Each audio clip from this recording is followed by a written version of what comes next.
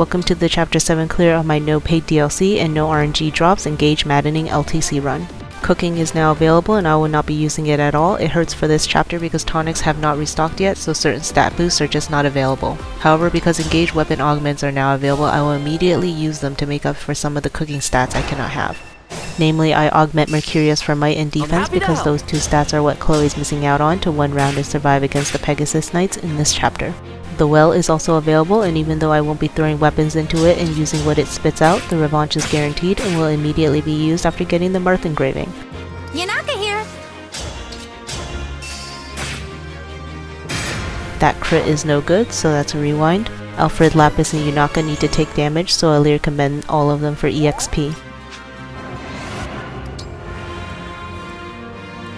For the Divine Dragon!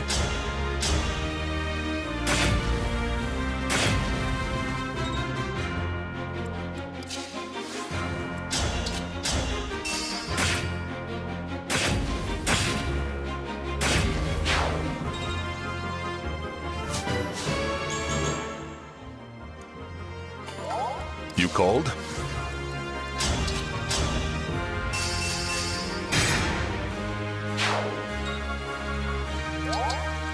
As you wish. Alchris took the longbow from Alfred in preparation to potentially chip an enemy on turn 3 to change RNs, but that didn't come to pass this run. A secondary goal of this chapter, besides getting as much EXP on Alear as possible, is to feed a kill per turn to Citrine. She will need to hit level 11 in a few maps. The rest of the units are pretty much going to position for turn 2. Whatever you say. All right.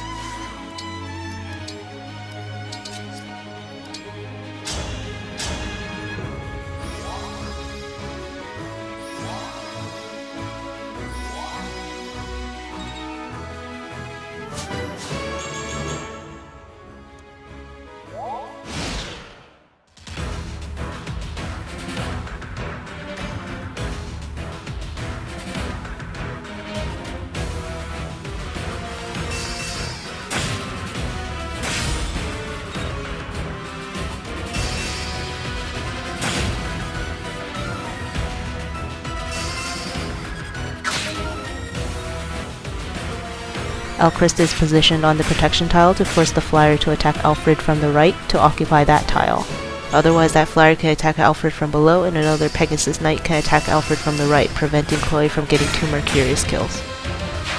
Chloe just barely has enough damage to one round these Pegasus Knights if she is activating her personal, is next to Sailing for spur attack, and with the Mercurius might augment.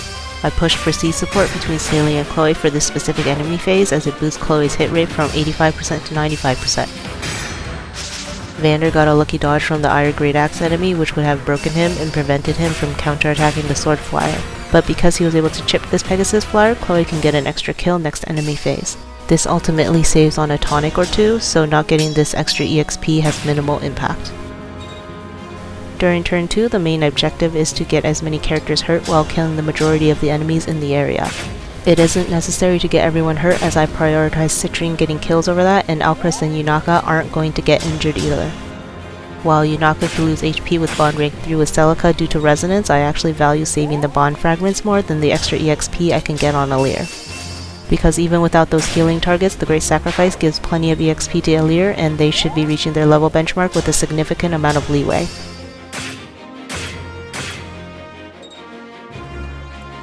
I'm prepared.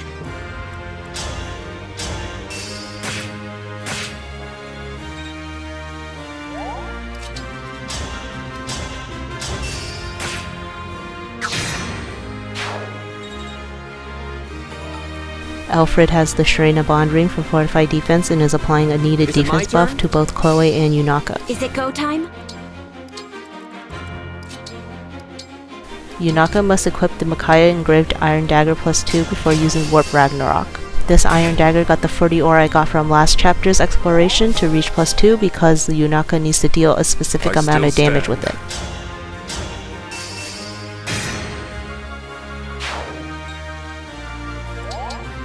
Our foes are strong.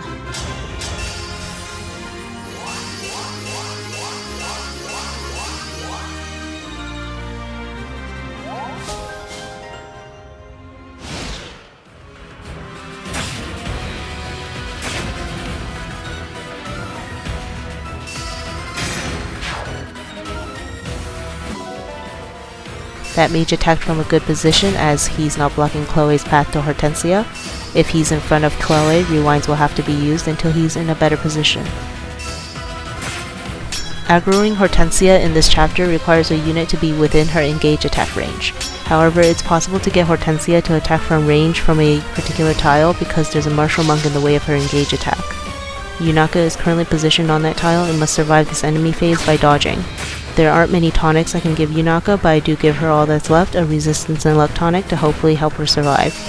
She also reached level 7 with the kill I fed her earlier this chapter and got 1 point of speed, which equates to 2 more avoid. Despite all that, and even with a Micaiah Engrave Dagger and avoid plus 10 inherited, Yunaka's chances of surviving this enemy phase aren't great.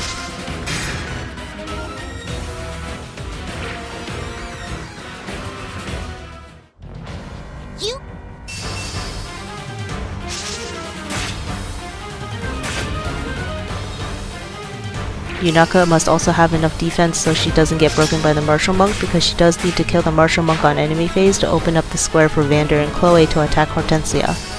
Without tonics and cooking, the only way to do that is to give Yunaka the fortified defense buff.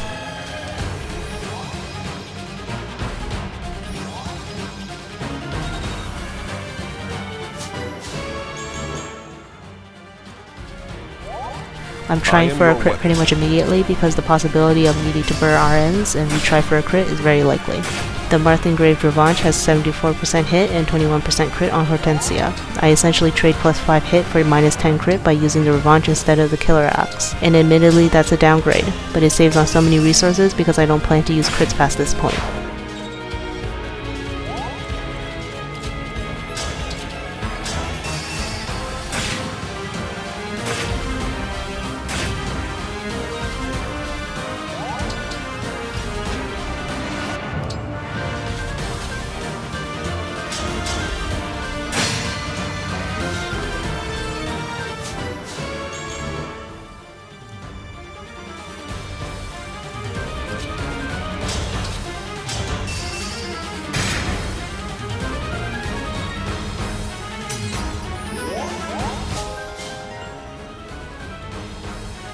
Vander is going to canter left 2 spaces, so he's next to Yunaka. They need to remain next to each other, so Chloe will have her personal active when she attacks Hortensia.